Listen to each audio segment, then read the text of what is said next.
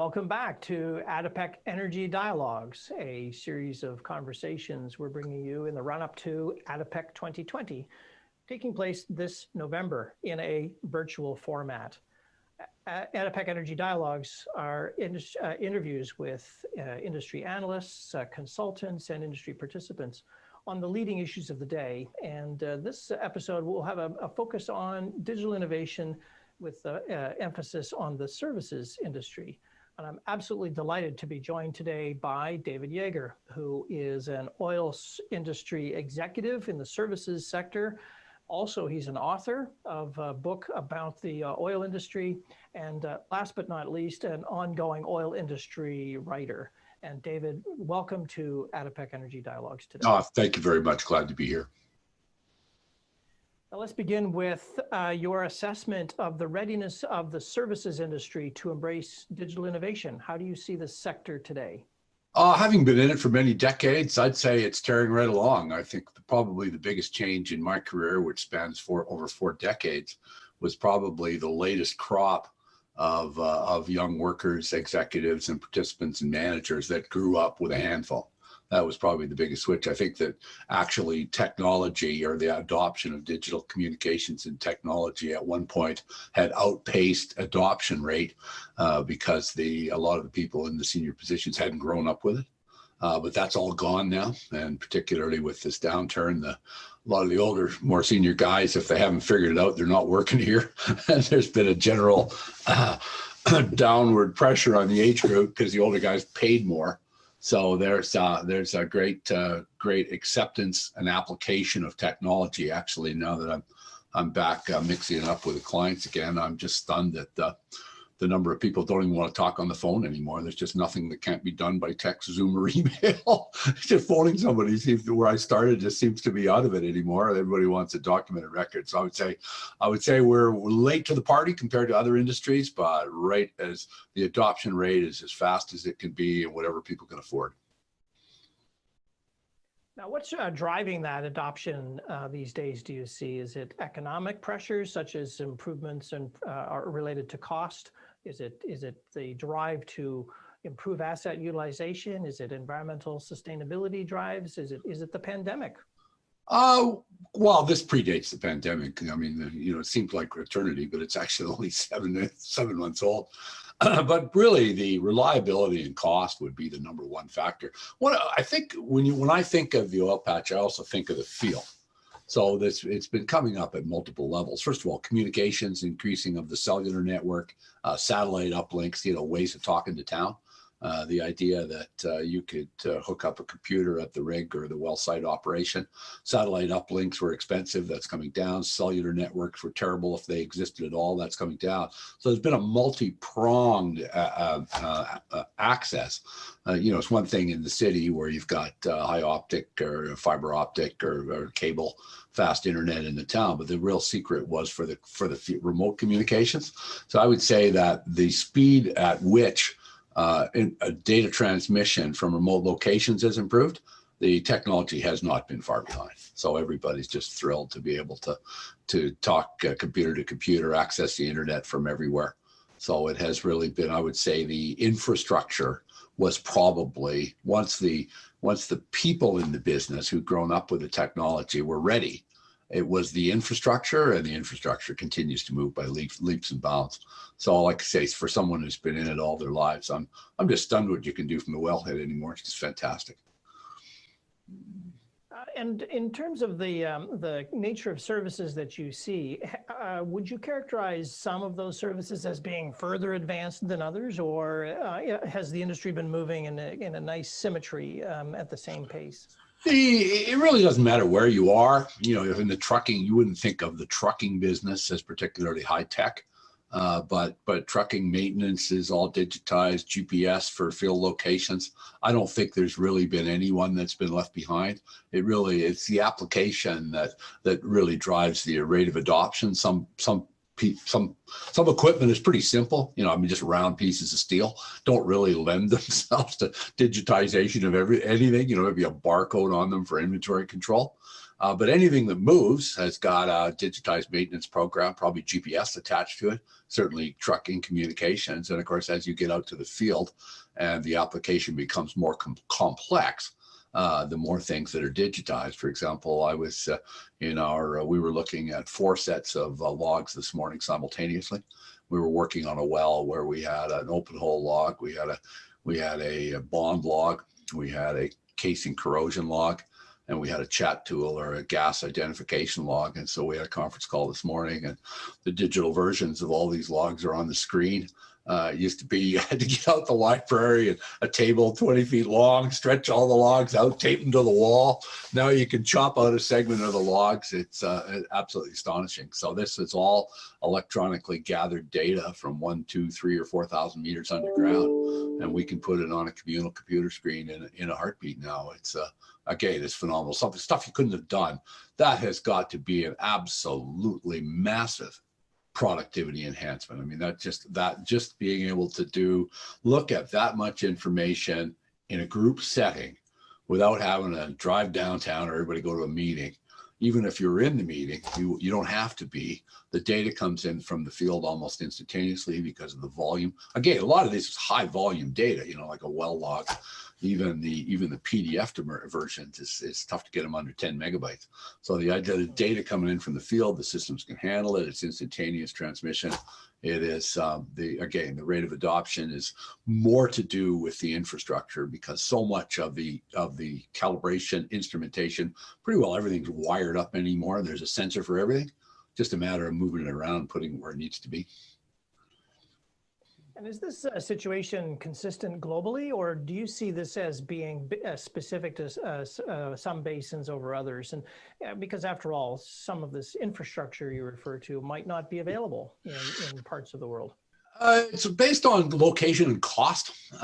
Again, North America has that advantage, whether it's the Permian Basin or the oil sands, it's all wired up. So we can move this pretty offshore because of costs have always had to do this. Whether they had to have a dedicated satellite uplink, they probably wouldn't lend themselves to cell phones, but they certainly would have put the hardware in some time ago. I would say the rate of adoption of cellular networks, I haven't in remote places in developing countries. You may still have challenges. May have challenges with the cheap stuff like cell phones and wireless, but you certainly any challenges. Pretty hard to find a spot where you can't find an uplink. You're concealed. We're not working at latitudes where you can't find a satellite. We're not drilling at the North or South Pole. So of course, as you move to developed countries closer to the equator, the chances of finding an uplink. So it would be wherever they're spending a lot of money. It's the cost of the operation that really dictates the need for the data and the transmission of the data. So yeah, I would say I would think. One of the advantages of being a senior citizen is I don't have to go to work in all these places anymore. I can't imagine the rest of the world isn't keeping pace. And let's say you did mention offshore platforms as being unique in that they've always had challenges related to backbone infrastructure for moving large volumes of data. Are there other assets in the broad sweep of this industry because of their age, maybe perhaps their location, and that run the risk of being left behind in this digital transformation? Yeah, that's the point I was making about the cost of satellite uplinks. For example, we're the remote well monitors now. It used to be you had to have a great big old dish somewhere on location and make sure it's aligned, and all there is, not unlike your vehicle, the GPS in your vehicle, there's just a little tiny bump antenna that sticks out of the box. And of course, the cost of that's coming down. So if the asset's producing, it's probably worth connecting. If it's shut in, it could be, but if it's operating and you're counting money, if you've got gas or oil flowing through it, which has commercial value, if you've got partners in that production, they want to know. So if it's flowing, it's probably linked in, or could be. Probably communicating. Yeah, the days of the well operator pulling out the Barton chart every morning, putting in a fresh one, and taking it and sending it back to town are long gone. Let's turn to the specific digital innovations that you're seeing the field services industry embrace with enthusiasm. Are there any, is there a small set, for instance, that continues to reveal itself as being part of the linchpin of the future of the industry?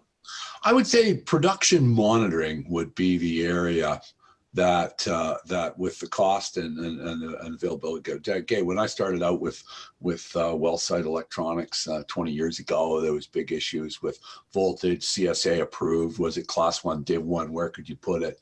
And everybody's all thought of that. So everything's getting smarter, cheaper, excuse me, and more reliable. What has probably happened on the production side? I mean, obviously flow or production volume is really important. Because that's the money, and there's partners in the well, and everybody wants to know. And of course, a lot of that joint venture accounting, as you know, is being done by blockchain now and other tools.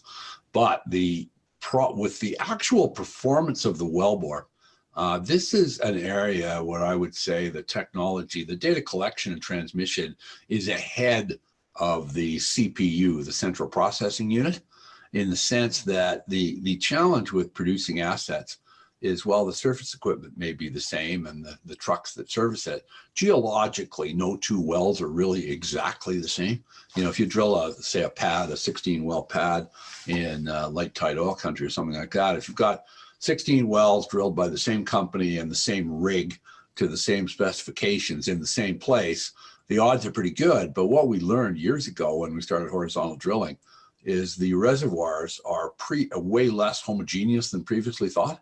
For example, in the early days of horizontal drilling in southeast Saskatchewan in the early 90s, they would go as little as 50 meters away from the wellbore that they thought was draining in a contiguous fashion, just like they taught in reservoir school. They discover high pressure pay.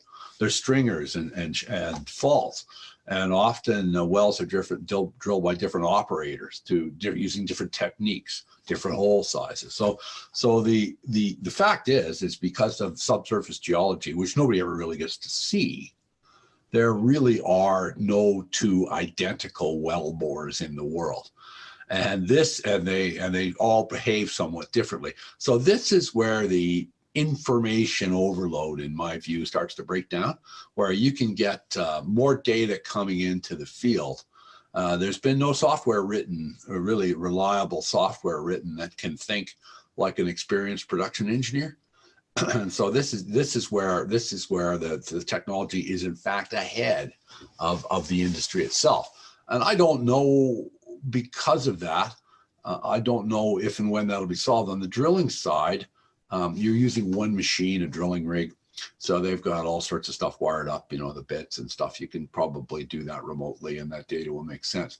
But on actual producing well bores with a field that could have, even a small field's probably got, well, anymore 16 wells in a pad. A field could have 5, 10, 50, 100 wells. They're all just different enough. Yeah, that's it. Just different enough such that the one size fits all data collection and automation just doesn't work. So as far as I know, the AI isn't that I yet. It's not that, the artificial intelligence isn't quite that intelligent. So certainly, so what we're finding, the experienced production engineer that can look at the data and know what it means is not an obsolete, is not a dinosaur yet. You know, it's in some departments, like in accounting, for example, some, you know, automating the payroll, automating things like that, field tickets and purchasing. Yeah, well, it's all repetitive, right? You know, you can set everything up where the GST will be in the same line on every form, and it really lends itself to true AI. Whereas producing wells and producing assets are always going to be a little bit different, whether it's a little different water cut or a little different gas cut, and on and on and on. So I would say that in this particular case, this is where the adoption of the measurement technology has outstripped the capacity of the operators to take it up. The other main area that I'm sure that you deal with in your career every day is data integration within the asset owner. You know, you got streams of data coming in from hither and yon. and they all apply to the same asset. And so it's you know, what I found, for example, in one of the careers I was in was production optimization, which is both engineering and mathematics. And many oil companies still, I looked at a hole in the ground as a pretty expensive asset, you know, $1 or $2 or $3 million. If that asset was on surface, there's no way you wouldn't have a separate cost structure for it. You know, unit 43 if it was a truck or a frac unit, you know, you would have a separate cost center. Whereas the ability to make an individual well a cost center is still not entirely there within the industry, and it should be. So in some ways, if you were to look at this globally, and you know, they're worth as much as an airplane. There's no airplane in the world that isn't treated as an individual cost center in terms of maintenance, repairs, and et cetera, et cetera, et cetera. Even from an accounting point of view, it would have even its own accounting file, and accumulated depreciation, blah, blah, blah. Whereas there's lots of wells that should be, because of the investment, should be treated as a single cost center that aren't. And that hurts. You know, back when I was, again, in production optimization, I'm still on the fringes of that now. It's an area that always intrigued me. You can have 25 wells in the field. One is eating your lunch. You know, one's crooked and the pump goes out regularly. And unless you're there, you can't figure out which one it is. You know, the data doesn't come out in a way that flags it. So that's why I say this is where I believe that data collection technology is currently well ahead of data management or data processing technology. Not to say it will be, just saying this is one of the weak spots I see.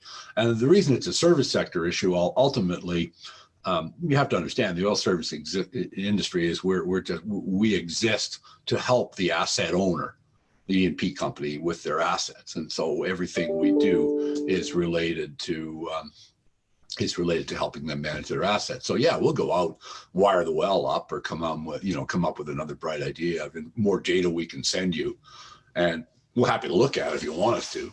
But in the end, it's the asset owner is, and I'm sure anybody watching this will know what I mean. If you're in the industry, you know what I mean. There's, in many cases, there's more stuff coming in than they know what to do with.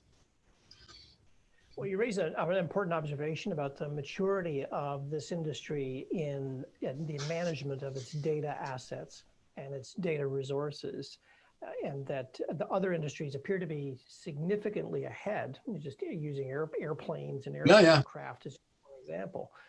How do you characterize the level of maturity of this industry in terms of administration of its data and data assets?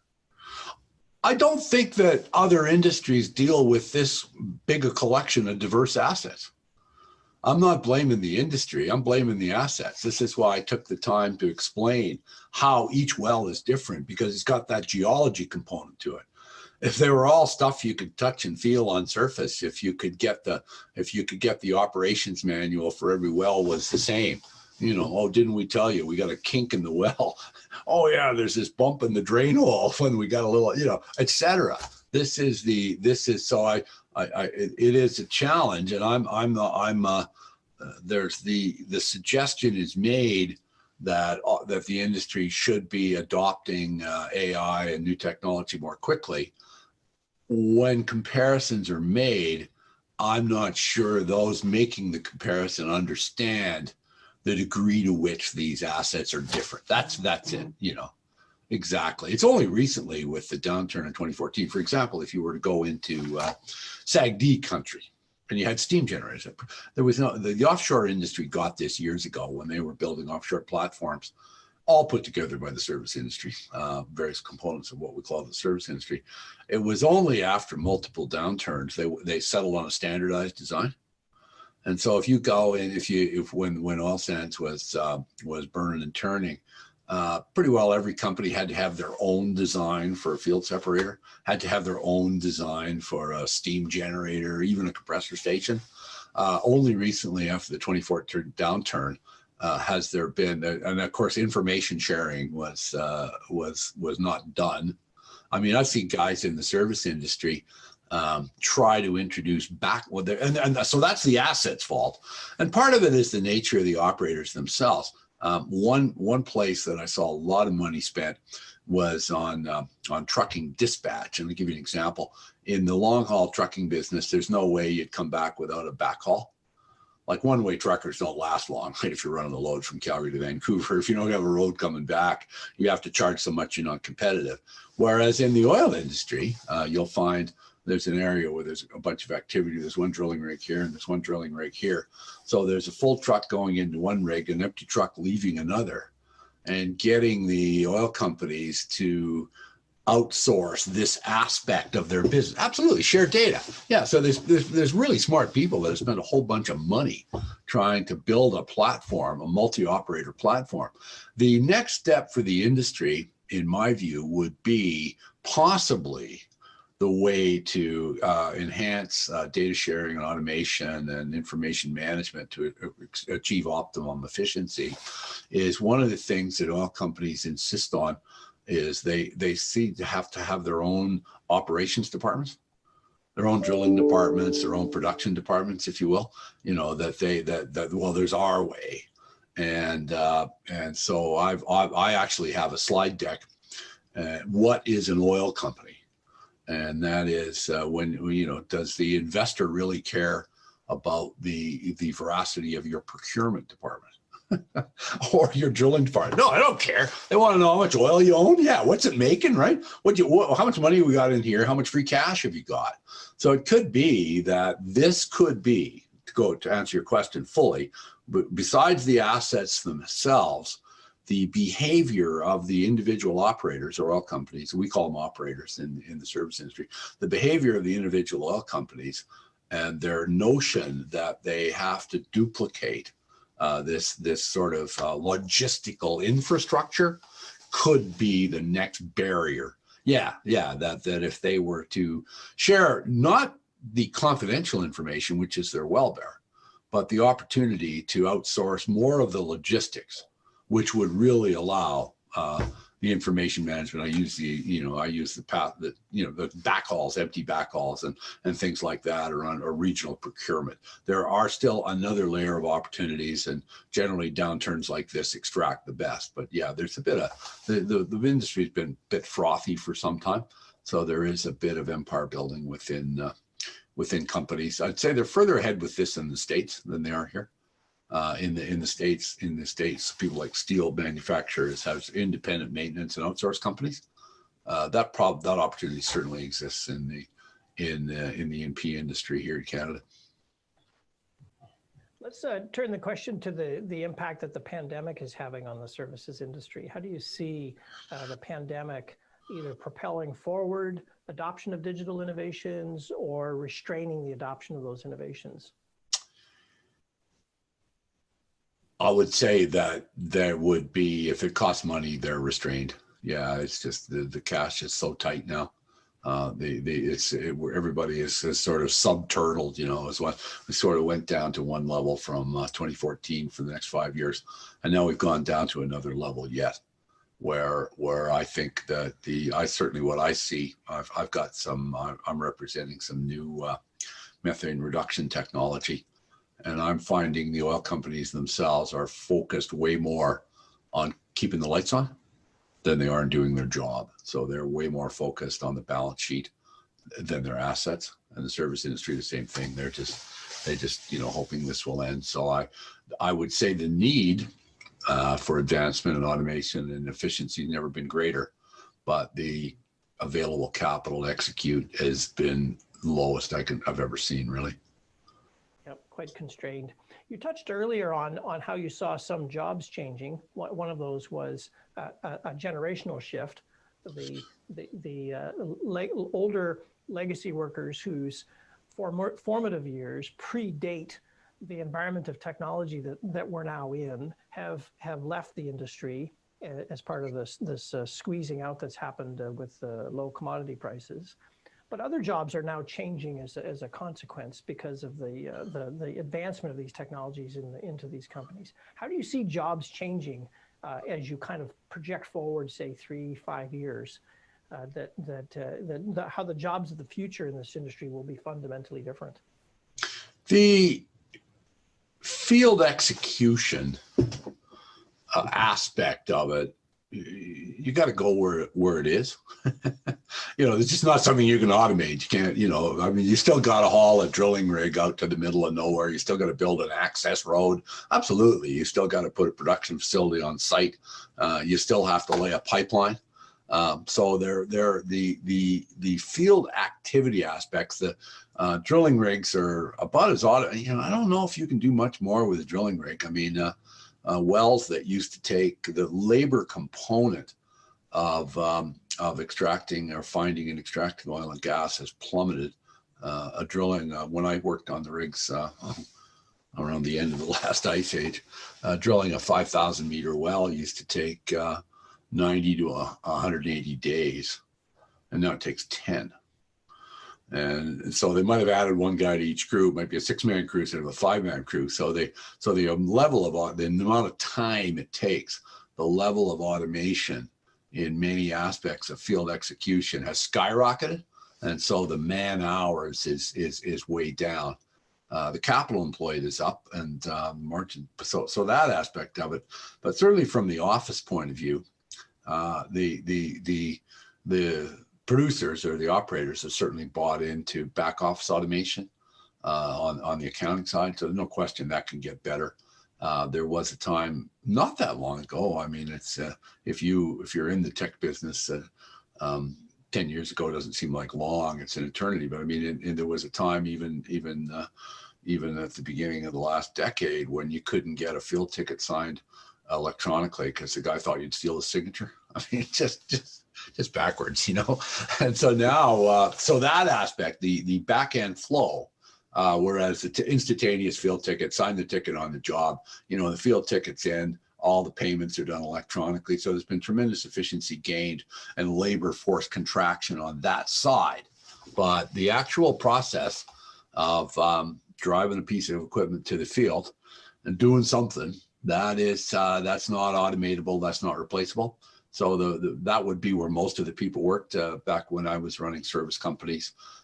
We tried to keep it sort of 80% revenue generators and 20% admin.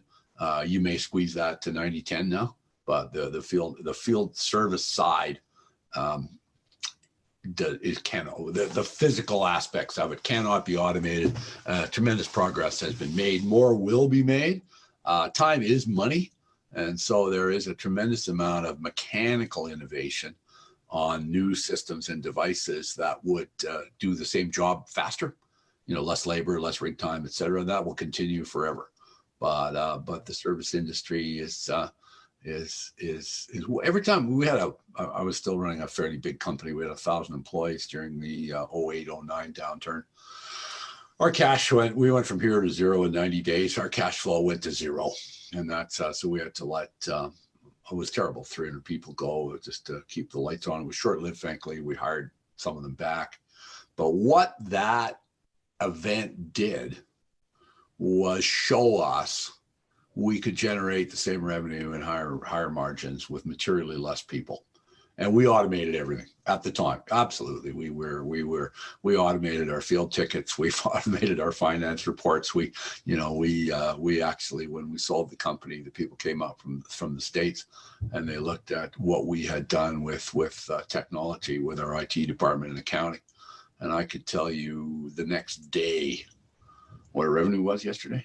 And by the time, after 2 years of implementation, we got to the point where the month-end statements were within single-digit percentiles accurate. So the ability to, this is 10 years ago. So the ability to run your ship tighter by embracing the latest in data management technology for accounting and operations practices, the industry would still be behind there. I would say the smaller guys, whereas the big guys are all there. But the smaller, certainly when I was with MNP, was their in-house oilfield services lead, where we were an accounting, consulting and tax company. We had 4,000 clients in the Western Canadian Sedimentary Basins just a few years ago. And I would travel around visiting these people, and there was just tons of opportunity for these guys to become way more competitive by spending a little bit of money internally on systems and knowledge, and get it back 5 times a year thereafter. So there's still opportunities, and I'm sure everybody's looking under every rock right now. That's what tough times do for you. Yes, never waste a crisis, I think, is what the message here is. And we hear that from and so everybody. take that forward. David, thank you very much for joining me on Energy Dialogues today. It's my favorite subject. I hope it was interesting. Thanks for the call. This has been ADIPEC Energy Dialogues. Tune in again in a week's time for another episode, and thanks for joining today.